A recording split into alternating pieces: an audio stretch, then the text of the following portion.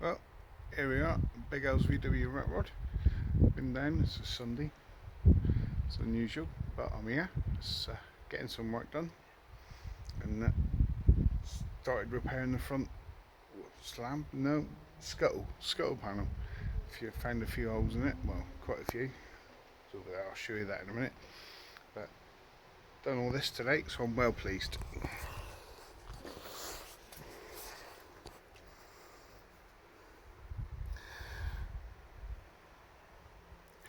Got a cut off VW Coco, mate of mine. Help me out, so it's all been cut out and welded. Obviously that bit's got to be repaired yet, but didn't see most of that when it was when the windscreen was in.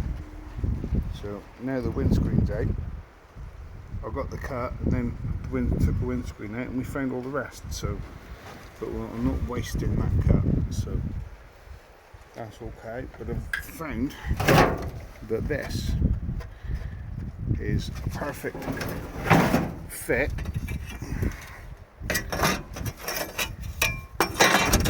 with the bend of an oil drum. It fits from that end. So obviously got to cut it down slightly, but the fold is identical. Got an eye on. So obviously got some bits left over from when I did the floor. So clean them up, shape it, and I've got the pieces to go in there. There, all the way down through there. Fit really easily. Obviously, won't take too much to do, just a semicircle around there. Got some more drum there. Got another opened up one underneath the car, and I've got another whole one in the container here, ready to be cut up. So, but with what I've done today, really pleased.